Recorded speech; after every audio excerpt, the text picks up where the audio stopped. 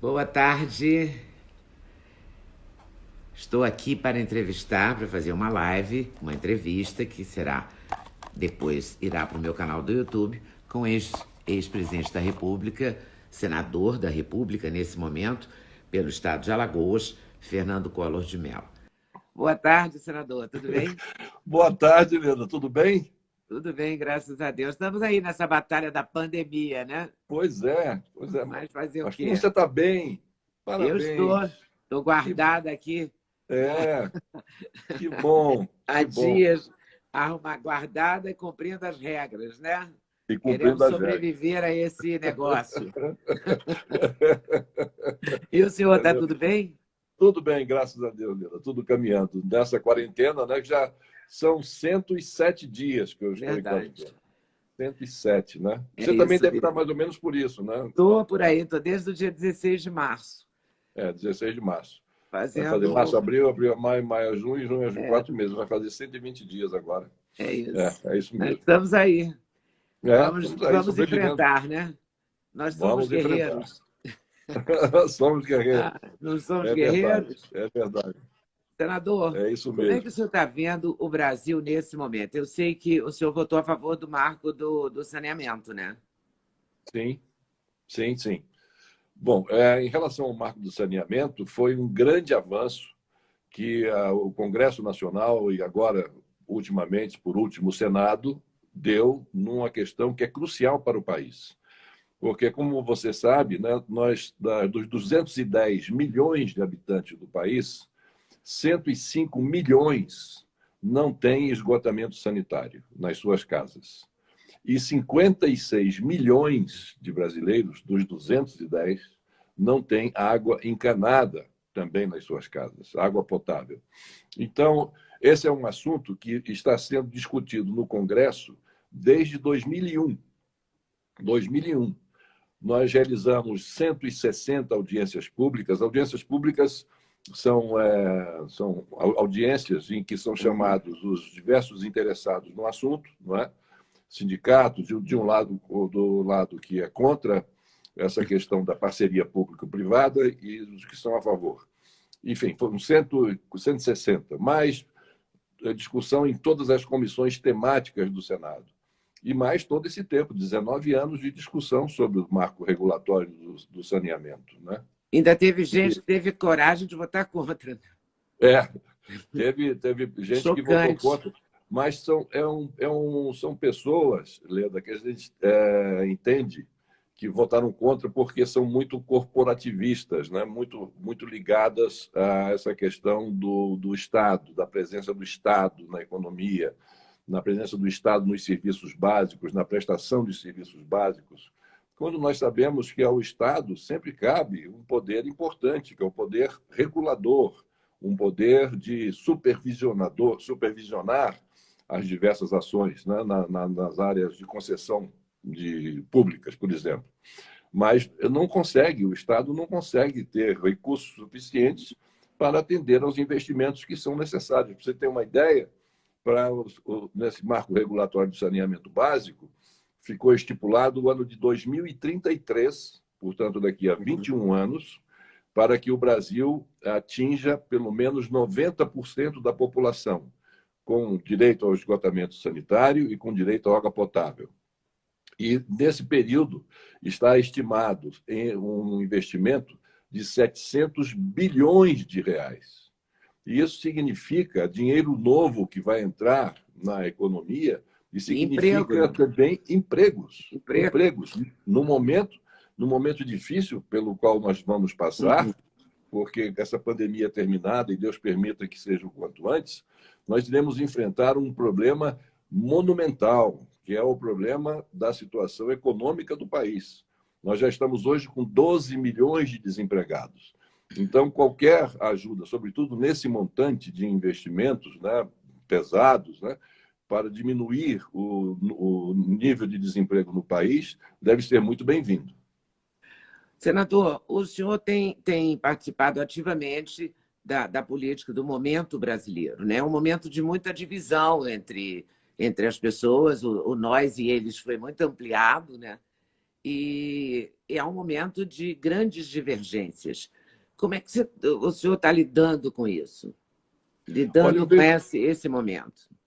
eu vejo com muita preocupação o momento, porque a eleição foi uma eleição muito renhida, foi uma eleição muito disputada, em que a sociedade brasileira se dividiu, né? Sobretudo porque os temas tratados durante a campanha ficaram muito restritos à questão de gênero, à questão pessoal, né, de gostos e de tendências e de, enfim, de afinidades pessoais, ao invés de se tratar de problemas globais do Brasil, apresentar um projeto de nação em que os brasileiros se sentissem nesse projeto de nação inseridos e que, portanto, se resolveriam os problemas que realmente são cruciais, como a questão do desemprego, que à época da eleição em 2018 já estava um desemprego de 11 milhões de brasileiros, né?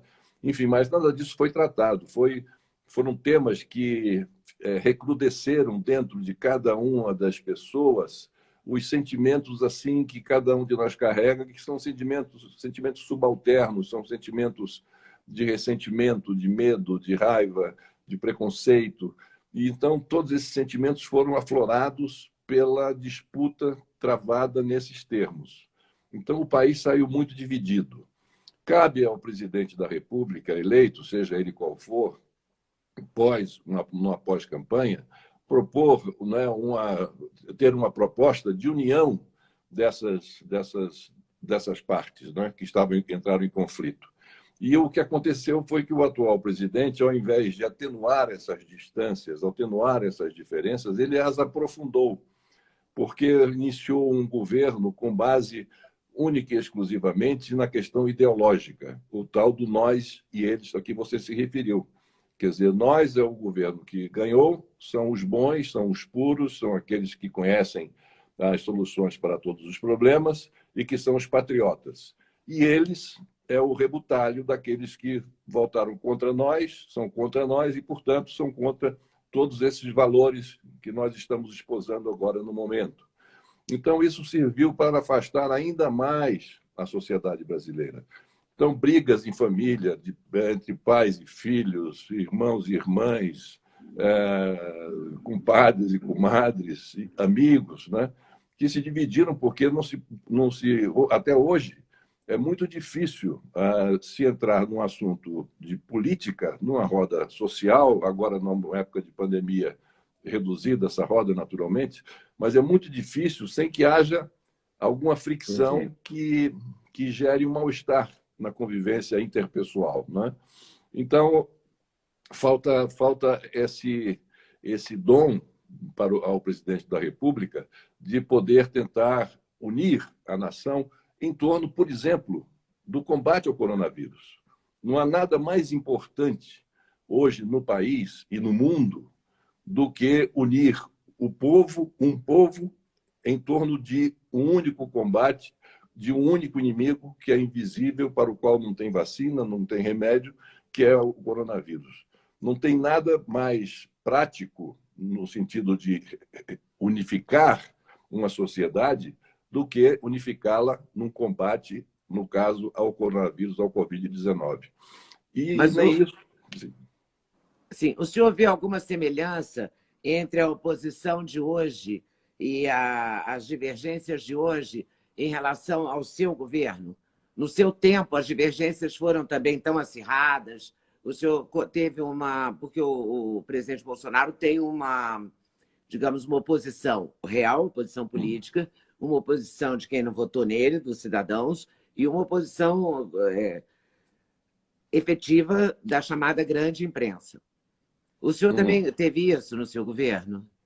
Olha, no meu governo, o problema que houve fundamentalmente foi a falta de apoio que eu tive por parte do Congresso Nacional, do segundo Congresso perante o qual ou com o qual eu governei. Porque em 89, como vocês se lembram, a eleição para presidente da República foi uma eleição solteira, diferentemente das outras que se sucederam, em que o presidente era eleito ao mesmo tempo que se elegia governador, que se elegeu governador, senador, deputado federal e estadual. A eleição de 89, pelo que disse a Constituição, pelo que estatuía a Constituição de 88, era uma eleição solteira, somente de presidente. Então, quando eu tomei posse em março de 90, eu tomei posse diante de um Congresso que havia sido eleito em 86 e que terminava o seu mandato em 91, como terminou em fevereiro de 91. Então, com esse Congresso, eu tive uma excepcional relação, muito boa, porque eu já conhecia os seus integrantes com alguma proximidade, por ter sido governador e por estar sempre em Brasília tratando de questões relacionadas aos interesses de Alagoas e do país no que tange à formatação da nova Constituição. O problema aconteceu e, até então, tudo transcorreu muito bem. O programa nosso, o programa econômico, o programa de governo foi aprovado pelo Congresso Nacional, tudo caminhou muito bem. Os problemas começaram quando tomou posse o novo Congresso, que tomou posse em fevereiro, 1º de fevereiro de 1991, e que foi um Congresso que foi eleito já carregando o desgaste natural de um governo que se instalara há 10 meses atrás. Então, com esse Congresso, eu não iniciei um relacionamento mais rápido e mais abrangente, porque envolvido com outras dificuldades que estava enfrentando o Brasil naquele instante. E isso esse foi o primeiro erro seu, talvez? Sem dúvida. Foi o primeiro e crucial, definitivo erro foi esse. De não ter, porque o presidente da República, Leda, é aqui no Brasil, sobretudo no Brasil, nesse presidencialismo de coalizão, que é um sistema muito antiquado, que deve ser mudado dentro de uma reforma política que venha a acontecer, eu espero, quanto antes. O presidente da República, ele é o líder político da nação. Como líder político da nação, ele tem que fazer política. E fazer política por intermédio dos canais institucionais, que são os partidos políticos e os políticos, né?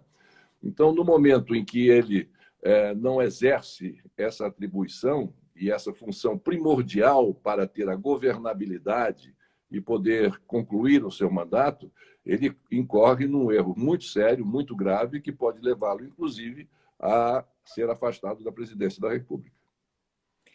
O presidente Bolsonaro corre o risco do impeachment a todo momento. Tinham 8 processos de impeachment contra ele, né? 8 pedidos de impeachment. Acho que 2 já foram afastados, mas deve ter entrado outros, porque toda hora entra um, não é?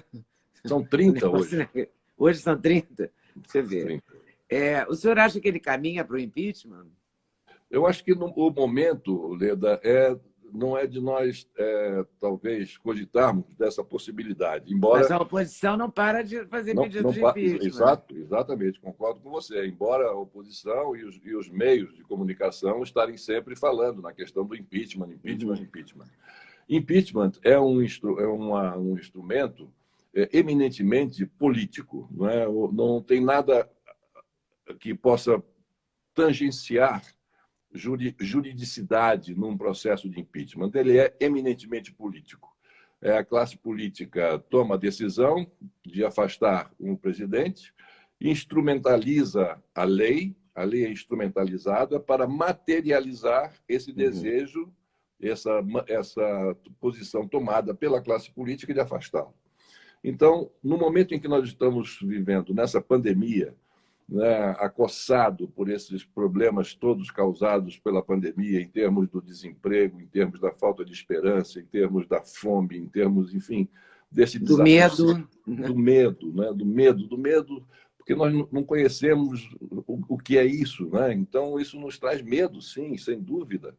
Então, tratar de impeachment num momento como esse, eu acho que não cabe. Eu acho que esse é o momento de nós estarmos unidos, todos unidos. E nisso é preciso que o presidente assuma a sua posição de ser o coordenador, como líder político da nação, como chefe do poder executivo, que é o poder que sobressai num sistema de presidencialismo de coalizão, que o presidente assuma essa coordenação. Assuma num trabalho junto com os governadores, com os prefeitos. Ele, ao invés disso, ele vem brigando com os governadores, xingando o governador, xingando o prefeito. Não houve academia, não houve a ciência. Ora que a única coisa que nós temos hoje para seguir é o que dizem os cientistas, é o que dizem as pessoas especializadas nesse tipo de guarda-chuva de infectologia, não é? Então, ele combate essas pessoas. 2 ministros foram demitidos das suas funções na pasta da saúde, porque não aceitaram a imposição que ele queria fazer de receitar uma medicação que agora já foi banida pela Organização Mundial da Saúde e todos os outros organismos, que é a hidroxicloroquina. Então, ele queria que os ministros receitassem isso, colocassem isso na rede do SUS, do Sistema Único de Saúde, e mais ainda não queria o isolamento ou o distanciamento social, queria horizontal, né? Queria ele vertical. Vertical. Então, o senhor concorda? O senhor acha que o isolamento horizontal, o isolamento que foi feito, é o correto? Sem dúvida nenhuma. Até porque aí é a questão de nós seguirmos a quem tem o conhecimento. Não é, a gente nós não somos médicos, nós não conhecemos direito isso, então vamos ouvir quem? Quando a gente não conhece determinado assunto, nós temos que ouvir especialistas, né? Uhum. Então, os especialistas todos no mundo inteiro estão dizendo que o distanciamento social, o isolamento social, é a melhor forma de evitar a propagação do coronavírus. E além daquelas medidas de higiene, que todos nós já estamos cansados de ouvir diariamente, várias vezes, que é o gel, é a máscara, isso, aquilo outro. Né? Mas houve uma politização da hidroxicloroquina que também atrapalhou muito, né? Atrapalha, porque no momento de pandemia, cada vez que você... Num momento de crise, que não seja política, numa crise sanitária, se você politizar, como foi politizada a crise sanitária, isso causa um efeito deletério para toda a população, para todos aqueles que estão sofrendo os efeitos de uma pandemia como essa. E no caso do Brasil, nós estamos caminhando no sentido contrário da corrente mundial. Não é que nós estamos vendo agora o Brasil como um dos epicentros principais da contaminação por coronavírus, por nós não termos seguido o exemplo daqueles países que lá atrás, né, tiveram esse problema, tomaram as decisões do isolamento social, do distanciamento social, do lockdown, que é a medida mais drástica que tem, mais radical que tem, e, enfim, e com essas medidas conseguiram sair. Uma demonstração clara e evidente de que, colocado em prática o isolamento social e essas outras medidas de higiene, não é que isso aí ajuda a impedir a propagação do vírus. E, com isso, o número de óbitos e o número de infectados, naturalmente, por óbvio. Então, o Brasil não está seguindo isso. O Brasil ficou nessa discussão e isso causou dificuldade na cabeça das pessoas, da população, que dizia, espera aí, o ministro fala que o isolamento tem que ser horizontal, fala que esse remédio não tá cientificamente provado como remédio que resolve esse problema. Mas o presidente diz que resolve. O ministério fala que tem que usar máscara. O presidente não usa máscara. O ministério fala e os cientistas falam que é preciso evitar aglomeração. E o presidente participa de aglomeração. Então, isso causa uma dúvida muito grande na cabeça das pessoas.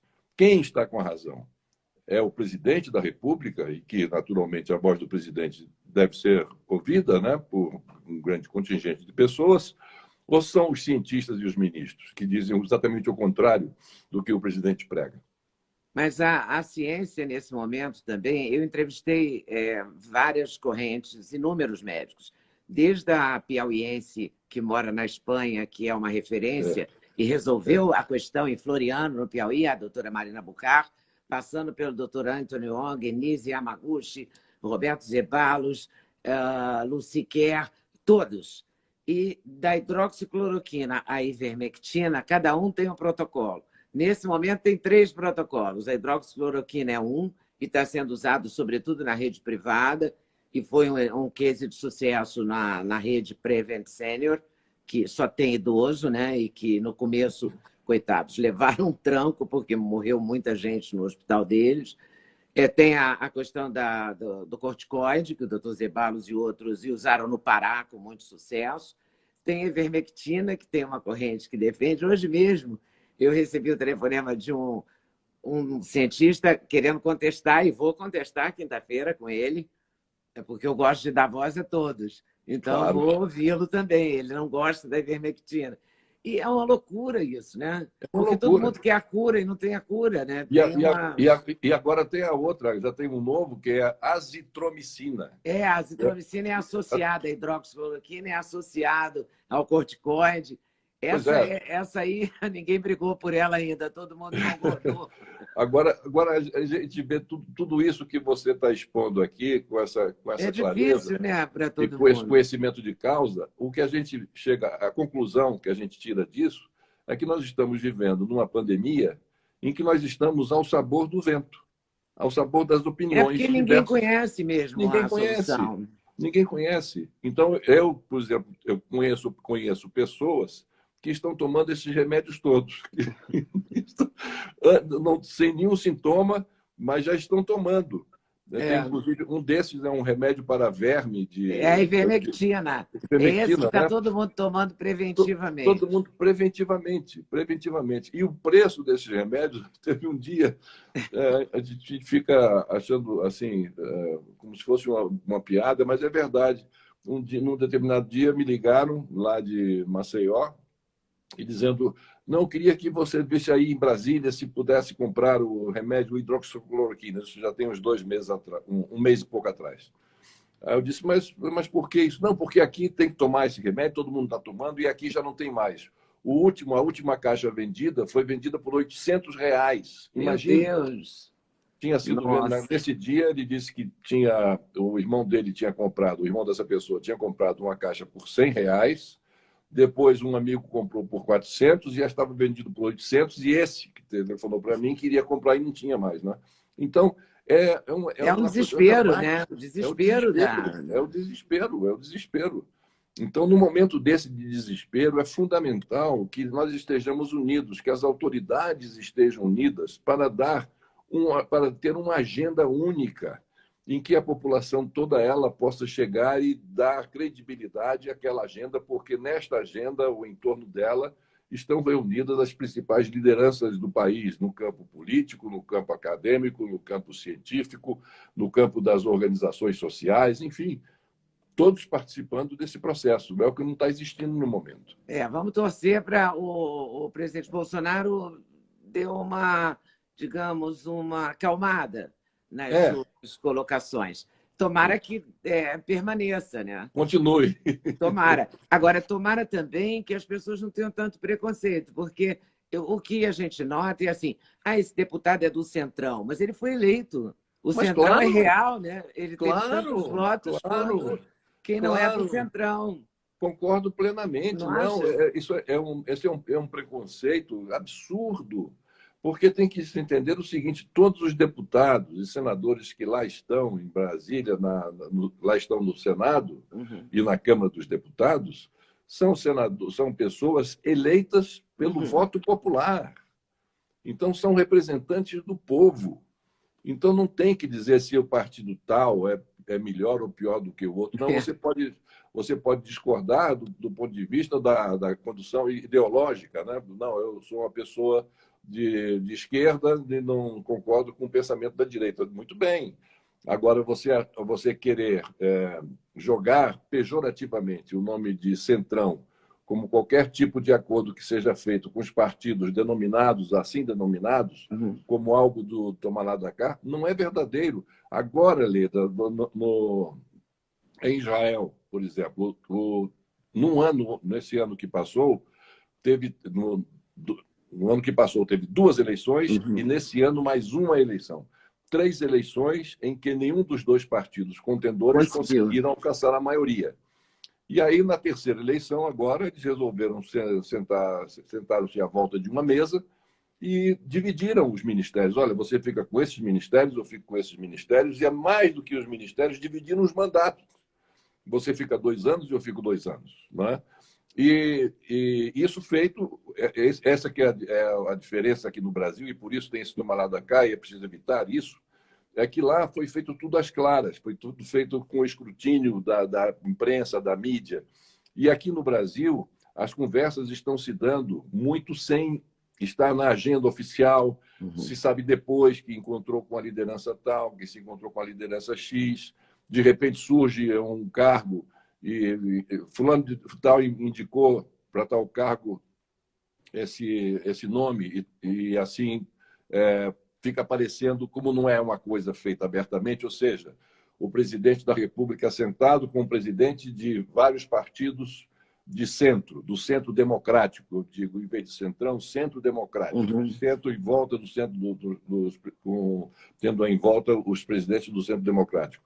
Então, vão se entender, olha, nós temos um projeto de Brasil, nós temos um projeto de país, é esse projeto, eu gostaria que vocês participassem junto comigo desse esforço de nós conseguirmos implementar esses projetos. De que maneira vocês poderiam nos ajudar e colaborar com isso? Cada um diria, olha, nós temos aqui especialistas na área da saúde, nós temos outro tem na área da educação, nós temos na área de O senhor acha desenvolvimento. que a gente tem maturidade para isso? Eu acho que está faltando apenas o comando. Se tiver um comando, Leda, que haja dessa forma, eu não vejo nenhum problema disso ser feito. O que não, O senhor se vê à direita, à esquerda ou ao centro? Quem é o Fernando Collor, politicamente? eu Se o sou senhor tivesse que se definir. eu sou um democrata liberal, não é? Eu sou um democrata liberal com consciência social. Eu tenho um compromisso social muito forte, não é? E mesmo Mas é com liberal meus... na economia? É liberal na Sim, sim, economia, sim. porque Tem o sim, senhor que sim, sim. abriu o mercado, né? Tem sim, sim. Liberal na economia, Carros, os tudo. carros, os importados, todos Os esses avanços celulares, se devem ao os, governo celu... Collor, não? os celulares, né? Os É. computadores também. Não é? Foi essa abertura comercial de uma política liberal. Não é? Uma política... Uhum. Foi muito interessante, porque, se tiver um tempinho, um parente só numa conversa que eu fiz entre a eleição e a posse, eu fiz uma viagem ao exterior, porque nós estávamos com a moratória, nós tínhamos parado de pagar a nossa dívida externa e, com isso, os créditos nossos para importação e exportação estavam todos eles suspensos. Enfim, o Brasil estava isolado do resto do mundo. E eu comecei a fazer umas visitas aos presidentes dos principais países credores do Brasil, ou onde estavam os principais credores do Brasil, sem ser do próprio Estado, e para dizer que eu ia fazer isso, abrir a economia, um projeto assim, assim, assado, e que ia renegociar a dívida. Mas a minha proposta era de haver uma redução da nossa dívida externa em 30%. Eu havia já estado com o presidente norte-americano, ele havia concordado, inclusive encampou essa ideia, graças a Deus deu certo, porque ele bancou isso até o final, e com os outros presidentes. Mas o que eu quero dizer foi o encontro com a Margaret Thatcher, que é uma pessoa que eu admirava e, enfim, continuo admirando muito o legado dela. E aí cheguei, ela me recebeu lá no 10 Downing Street e tal, é uma casa. E me recebeu, não foi num gabinete, foi numa salinha de chá, uma coisa bem inglesa. E aí começamos a tomar o chá e eu explicando a ela o que eu queria fazer, entrei na questão da dívida externa, dizendo, olha, eu vou pagar a dívida externa, vou renegociar. Ela disse, muito bom, ótimo, parabéns, isso mesmo, deve ter que pagar. Eu falei, perfeitamente. Eu disse, agora eu quero pedir à senhora que a senhora considerasse a possibilidade de reduzir essa dívida em 30%, porque isso é o que eu estou levando aos outros chefes de Estado, eles têm concordado. Ela disse, desculpe, eu não entendi o que você quis dizer. Aí eu repeti. Ela disse, deixa eu ver se eu entendi exatamente o que você quer dizer. Você deve 100 e quer pagar 70? Eu falei, exatamente isso. Ela disse, não, senhor. Não, senhor. De jeito nenhum. Se o senhor deve 100, o senhor tem que pagar 100. Nós podemos conversar sobre a taxa de juros, podemos falar em termos de prazo, podemos falar no termos de carência, mas se o senhor paga 100, tem que pagar 100. Não conte com o meu apoio para isso. Era de uma clareza ela, não? De uma clareza absoluta, né? E uma liberal extraordinária. Foi ela que deu o impulso à economia da Grã-Bretanha. Quais são os grandes acertos que o senhor acha do seu governo? Além dessa abertura para o mundo, né, externo, esse incentivo aos avanços, né, dos carros, do celular e tudo mais. Bom, nós temos que ver o seguinte, Leda. O Brasil era um país muito fechado. O país era um Brasil dominado por grandes grupos empresariais que detinham as chamadas reservas de mercado. Então, havia a reserva de mercado da indústria automobilística, a reserva de mercado da indústria da informática, da telefonia. Naquela época, para você ter uma ideia, um telefone fixo, um telefone na casa que a gente tinha fixo, era preciso ser declarado no imposto de renda. Você tinha que Claro, eu sou declarar no desse imposto. tempo, Era senador. como se Eu fosse, sou pois é, desse tempo. era como se fosse um bem. Era como se fosse um bem. Era uma coisa, né, que você declarava como se fosse um terreno, um Inacreditável. apartamento. Para essa Ina- moçada de hoje, eles nem Imagina, não, acreditam não nisso cabe quando na a gente cabeça conta. da moçada É, de hoje, não cabe na cabeça deles uma coisa como essa. Então, nós tínhamos a reserva da petroquímica, a reserva do cimento, enfim, diversas reservas de mercado. Então, eu tinha que acabar com essas reservas de mercado para expor esses nichos à competição internacional. Criamos um programa de incentivo à produtividade e competitividade dessas indústrias, financiando compra de novos maquinários, de aperfeiçoamento dos seus métodos de produção, assim, assado e tal. Mas quebramos esses monopólios, né?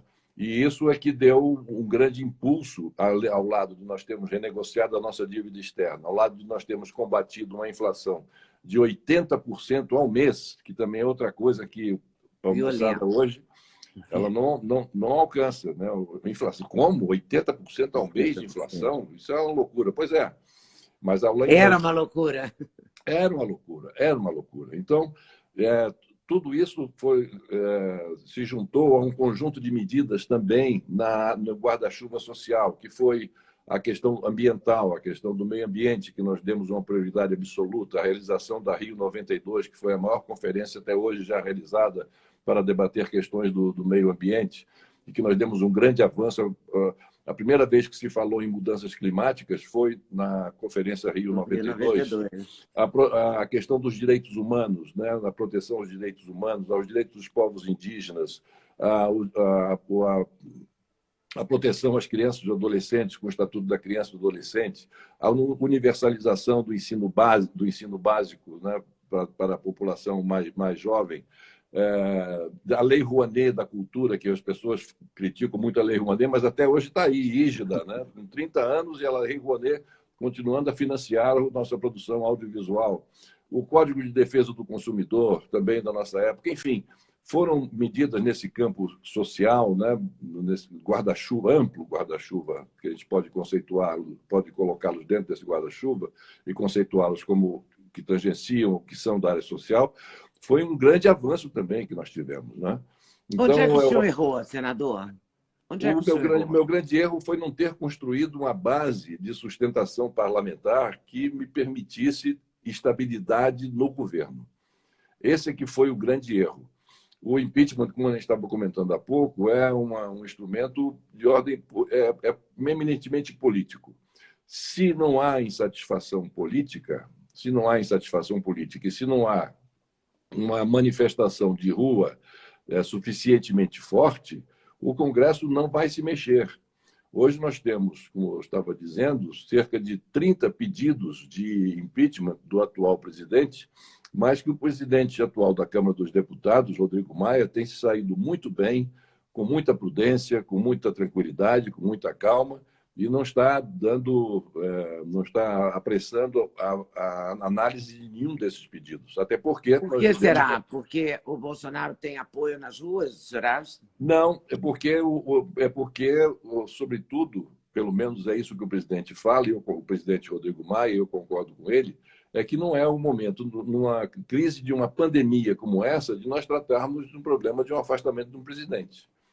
Essa é a razão primordial para nós não tratarmos disso agora, para não desviarmos a nossa atenção e não criarmos uma grande confusão no Brasil. Nós precisamos ter calma, ter paciência para juntos, unidos, combatermos a questão do coronavírus e esperarmos um pouco, se for o caso, passado esse tormento, que eu espero, mais uma vez digo, eu espero que seja o quanto antes. Aí, se for o caso, sim, vai se observar se o presidente cometeu algum crime de responsabilidade, alguma coisa séria que leve a classe política a entender que é o caso, sim, de se apreciar algum pedido de impedimento seu que chegue à Câmara dos Deputados. Mas até lá, não. Durante o governo da presidente Dilma Rousseff, o PT acusou muito o Temer, né, de colaborar com a questão do impeachment para assumir digamos, um desejo de assumir. O presidente Itamar teve essa postura ou o senhor respeita a postura que ele teve? Qual é o seu sentimento sobre isso? Eu acho, pelo que eu vivi, pelo que eu vi, né, na relação com o falecido Itamar, que deixou saudades, enfim, terminamos um pouco afastados, mas era uma boa pessoa, era uma pessoa boa. Mas a grande verdade é que ele, desde o início do meu governo, que ele conspirou contra o meu governo. Então, eu recebia informações, eu levava isso mais na brincadeira por conhecer o temperamento do Itamar, muito irracível e muito com a expressão muito de Félix Pacheco, né? Sempre muito difícil a convivência com o Itamar, né? Uma convivência normal. Mas era uma pessoa muito interessante, né? Por essas diversas facetas dele.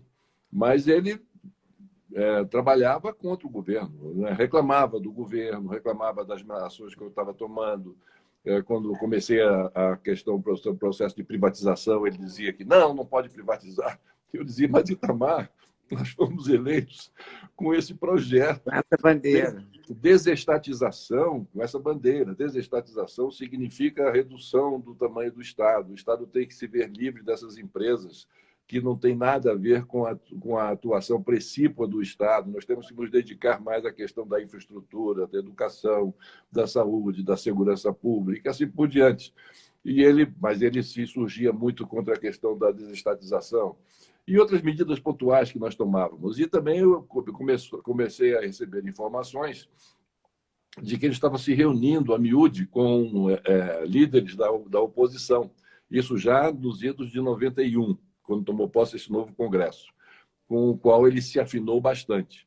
E foi com essa afinidade que eu me descuidei de construir essa afinidade com esse novo Congresso e que ele, não digo se aproveitando da situação, mas que ele, até por afinidade com esses que se elegeram em 1990, tomaram posse em 91, esses do Congresso Nacional, que ele começou, então, a falar mais objetivamente de uma eventual saída minha da presidência da República.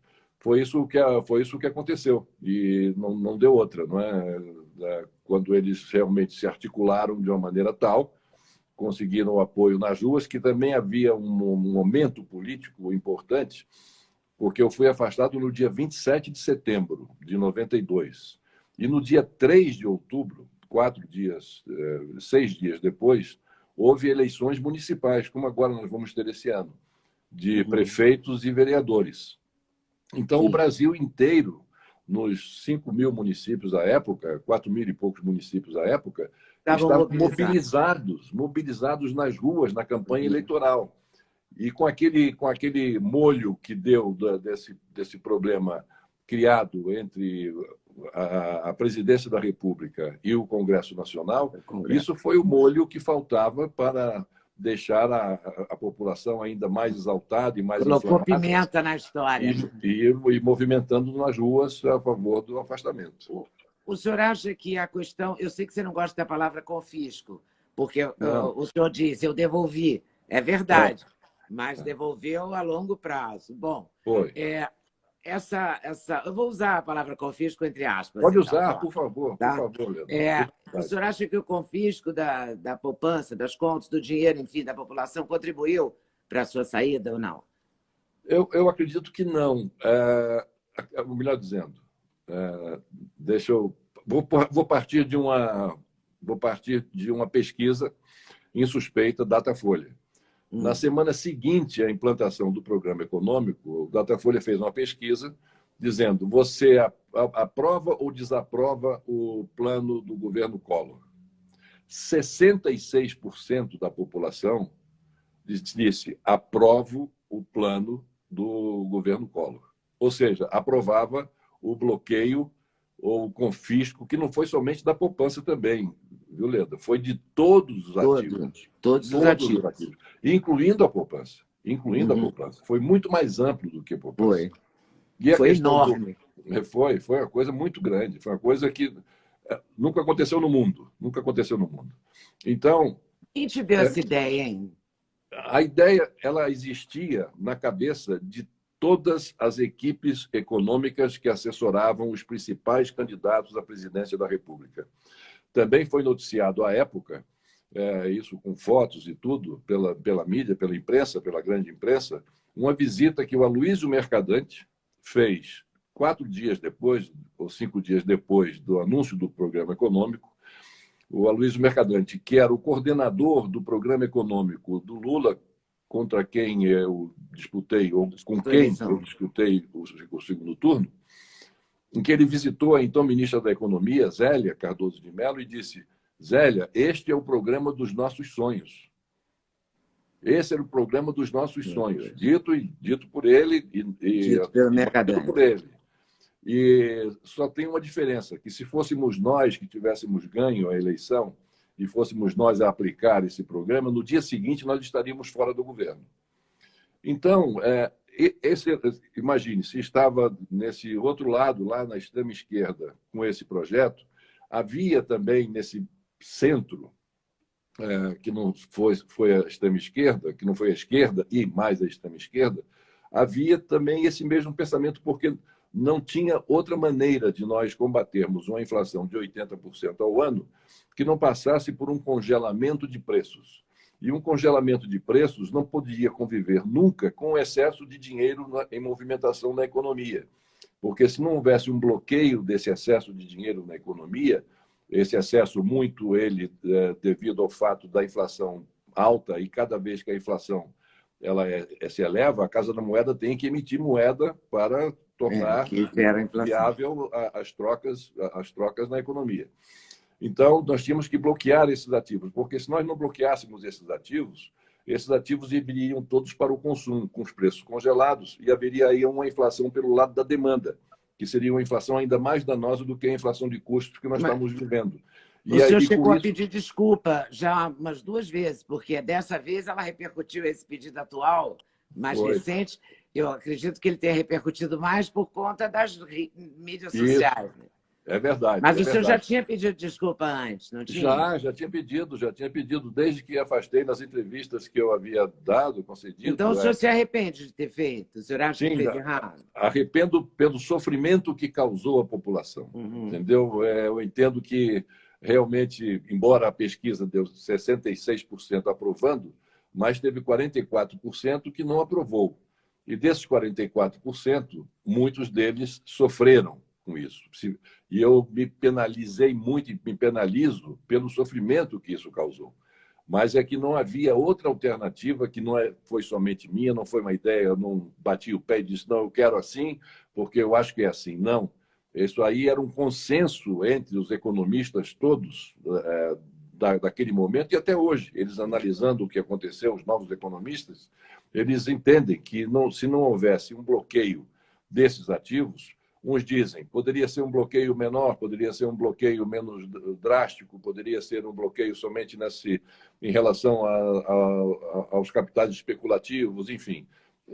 Varia aí no Qual o sentimento que o senhor tem em relação a esse momento do impeachment? Porque quando a gente olha para trás e pensa no Fiat Elba, se a gente comparar com a Lava Jato, que são bilhões, não, fica parecendo uma coisa totalmente fora de... Não parece? Imagina explicando, não, mas era um Fiat Elba, assim.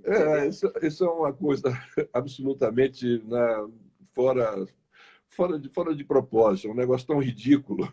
E isso, inclusive, agora, quando eu entrei mais de rijo nas redes sociais, isso é um assunto recorrente, né? O pessoal brinca muito. E a Fiat Elba? Cadê a Fiat Elba? Está aí? Você quer... Falei, não, já vendi, não sei o quê. Aí, olha, eu estou com a Fiat Elba aqui, não quer comprar? Não, eu não quero comprar. Você leva na boa, leva com humor. Claro, mas tem que ser, porque nas redes sociais, né, a gente é uma outra adaptação. Eu estou me adaptando a uma nova realidade midiática, né? Porque, inclusive, no linguajar, na forma como responde, no linguajar, tem que ser tudo muito rápido, não pode deixar uma pergunta assim para responder daqui a meia hora, muito menos no dia seguinte, porque aí já morreu o assunto, já E entrou o outra senhor coisa. mesmo responde? Eu mesmo respondo, eu É mesmo respondo. mesmo? E você está gostando desse momento moderno na sua vida? Muito, muito, muito, muito, muito. E uma coisa interessante também, que eu mandei fazer um levantamento, porque eu percebi muitas perguntas sobre a época do meu governo. Eu falei, puxa vida, então se esse pessoal está perguntando tanto sobre a época do meu governo, questões pontuais do meu governo, é porque eles não viveram nessa época. E mandei fazer um levantamento do perfil dos meus seguidores no Twitter. E são E o jovens. perfil dá cerca de 70%, mais de 60% dos meus seguidores têm entre 25 e 35 anos de idade. Ou seja, quem tinha 25 anos de idade não era nascido Não nascido. quando eu tomei posse. E quem tem 35 tinha 5 ou Também 6 anos de idade, não também não tinha tinha. idade para acompanhar. Não tinha idade para acompanhar o que se passava no mundo. Né? Então, eles estão agora tendo a oportunidade de ouvir a versão de quem viveu o fato. Então, eu sempre estou explicando. Eu queria ouvir uma coisa do senhor. Qual foi o sentimento quando o senhor deixa o governo e vai caminhando ali naquela hora? O que passa na cabeça? Decepção, tristeza, vontade? O senhor chorou? Em público, não, mas em casa, Em sim. casa, sim. Sem dúvida. Naquele momento da saída, eu saí, mas tendo a certeza e a convicção de que eu voltaria.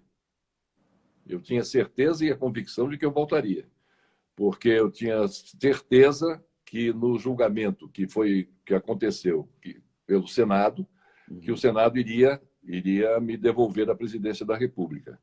Foi quando alguns meses depois, isso foi em setembro, o julgamento pelo Senado foi em dezembro, né, 2 meses e pouco depois.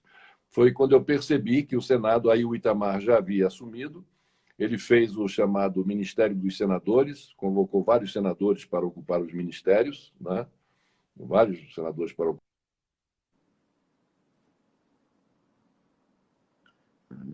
No lugar dos titulares, eles, então, queriam voltar contra para manter o Itamar.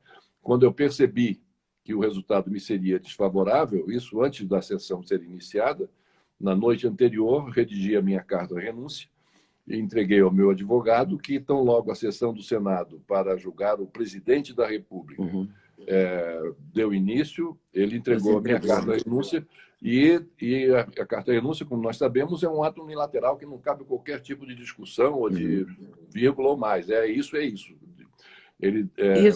Isso significa que o senhor quer voltar? Não, não. Eu já pensei. O senhor volta candidato a presidente em 22? Não, não, não.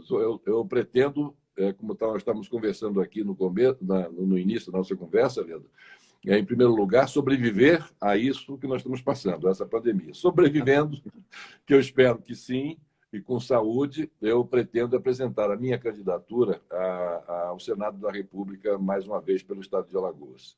Agora, em relação à questão de vice, tem uma frase que meu pai me dizia, muito interessante. Ele dizia assim, logo quando eu ingressei na política, ele disse, olha, meu filho, eu só quero lhe dar... Ele deu 2 conselhos.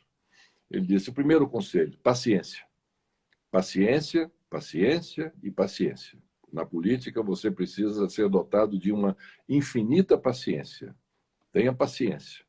Em segundo lugar, nunca aceite ser vice. Porque vice, meu filho, primeiro, não sê-lo. Segundo, não tê-lo.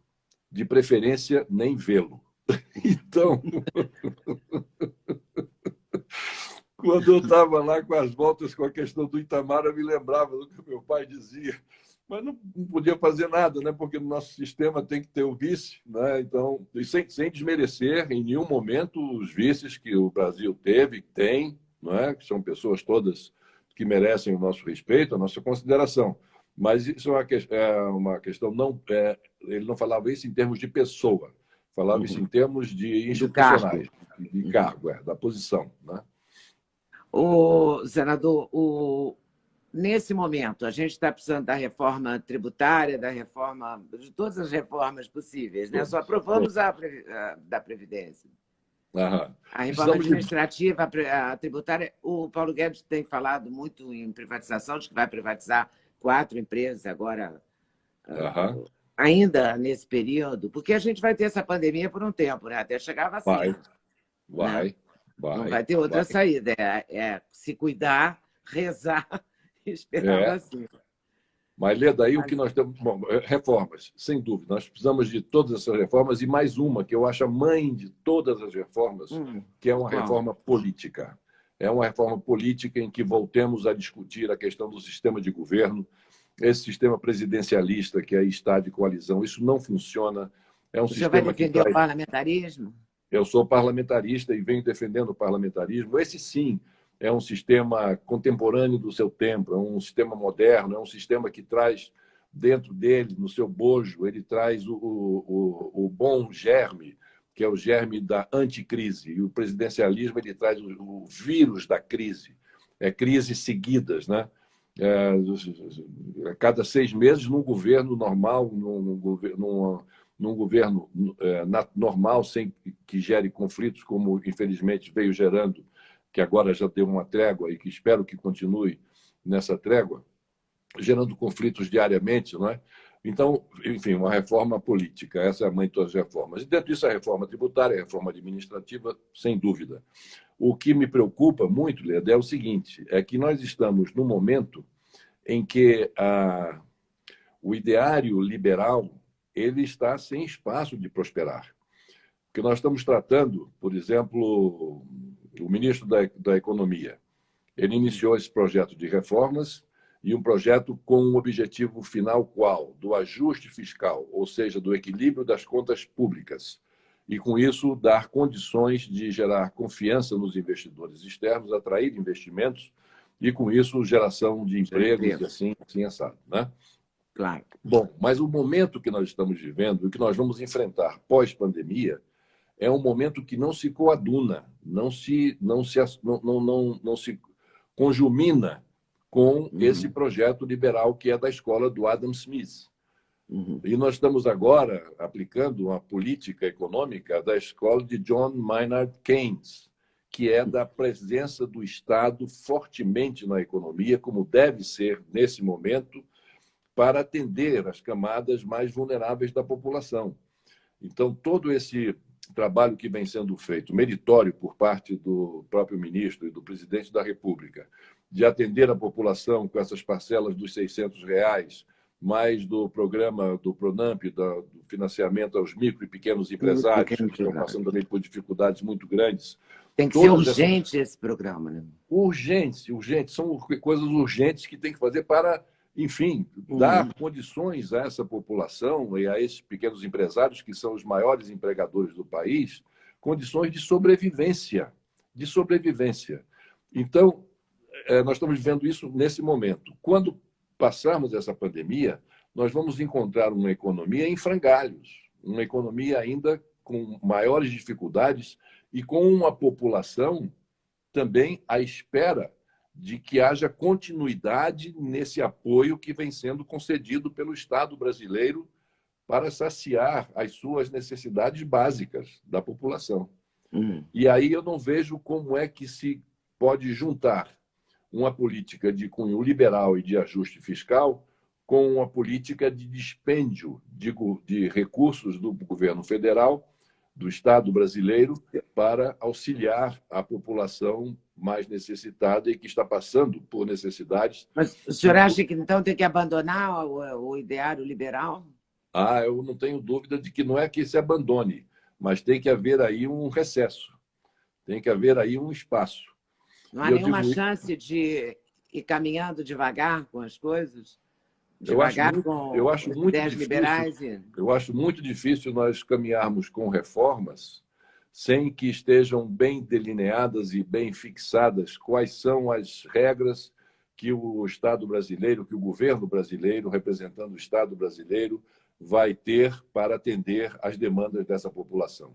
Mas se a gente conseguisse reduzir impostos, essas coisas não aumentaria o número de empregos também?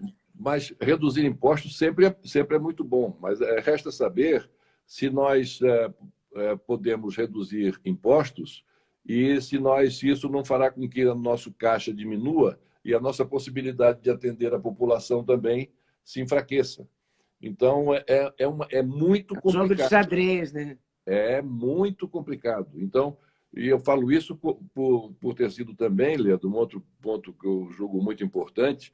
O único presidente da República, desde que o Marechal Deodoro, um alagoano, proclamou a República lá atrás, até hoje, eu fui o único presidente que apresentou mensalmente superávit na execução orçamentária.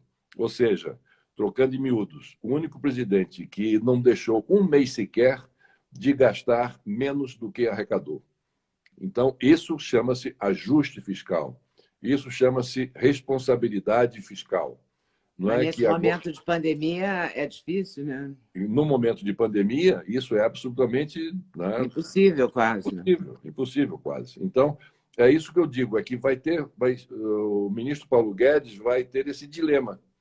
Vai ter esse dilema. Ele está agora aplicando essas medidas, não é? E, enfim, que contraria tudo aquilo que ele prega. Ele é da escola de Chicago, como nós sabemos, que é inteiramente diferente. Essa questão desses que são eu chamo de investimentos, mas que os economistas chamam de gastos do Estado para atender a população mais sofrida e mais necessitada desse apoio.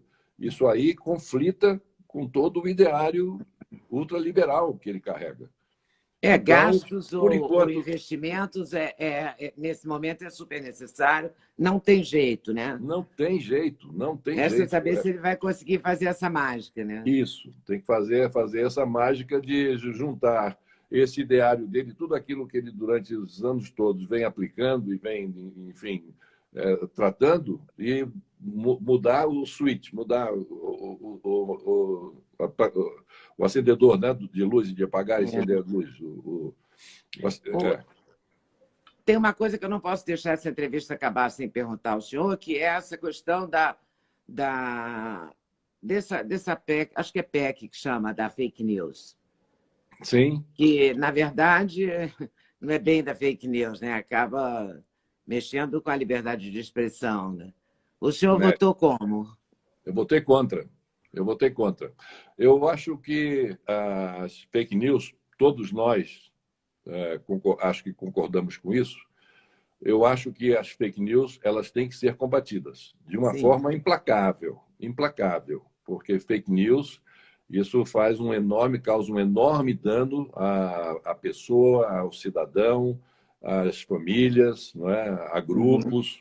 Então, nós temos que combater de forma inapelável. Agora, acontece que, em nome de se combater as fake news, foi apresentado um projeto, respeitando o autor do projeto e o relator do mesmo projeto, foi apresentado um projeto que vai muito além do simples combate às fake news. E aí entra no campo das liberdades individuais, entra no campo da liberdade de expressão, entra no campo das garantias e direitos fundamentais da pessoa. E por isso eu não vejo como liberdades democráticas poderem conviver com Estado policialesco, porque nesse projeto tem muita coisa de polícia, muita coisa de conselhos que ficam adstritos a analisar o que está certo, o que está errado. Basta lhe dizer que o relatório sobre a questão das fake news teve 82 páginas. E foi entregue em cima da hora. Em cima da hora, poucas horas antes do início da sessão, 3 ou 4 horas antes. 82 páginas. Então, será que para combater as fake news são necessárias 82 páginas? Então, é sinal de que ele alargou bastante, não é?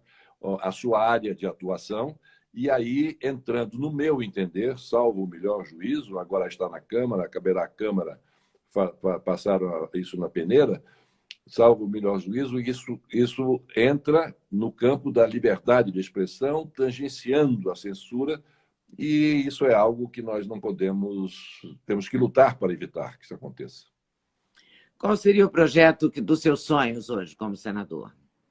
Bom, eu aprovei agora um projeto que foi um projeto, era um dos meus sonhos, que foi o projeto simples, simples. Foi, inclusive, sancionado sem vetos pelo presidente, o que é difícil ser um projeto sancionado pelo presidente sem vetos, é sinal que o projeto tinha qualidade, e era um projeto simples, autorizando a doação de alimentos por parte dos grandes fornecedores de alimentos, aqueles que fornecem para hospitais, para grandes empresas, para presídios, as grandes redes de restaurante, de lanchonetes, para que eles pudessem doar esses alimentos para a população. Porque o Brasil, Leda, ele joga Era fora. inacreditável que não pudesse, né? Que não pudesse. Era inacreditável. Inacreditável. O Brasil joga fora, desperdiça 12 milhões de toneladas de alimentos por ano. Veja só a quantia: 12 milhões de toneladas por ano que o Brasil joga e desperdiça de alimentos. Enquanto temos uma população passando fome, sobretudo no momento dessa necessidade em função da pandemia. E no Brasil havia uma legislação que impedia essa doação. Quem quisesse fazer essa doação em larga escala estava sujeito à penalidade no campo, a sanção no campo penal e a sanção no campo civil. Então, essa lei, que foi de minha autoria, sancionada pelo presidente 2 semanas atrás, já permite para que esses grandes doadores possam fazer essa doação, diminuindo o desperdício de alimentos e matando a fome de milhares e milhares de brasileiros. O senhor já conversou com o presidente Bolsonaro alguma vez? Não, conversar não. Trocamos assim palavras socialmente, não é? Em encontros, umas 2 vezes, mas nunca tive nenhuma conversa com ele. E se o senhor tivesse essa conversa, o senhor daria algum conselho a ele? Não, porque o presidente não se aconselha, não é? Não. Em geral, a gente tem isso. Olha, dar conselho ao presidente, ninguém dá.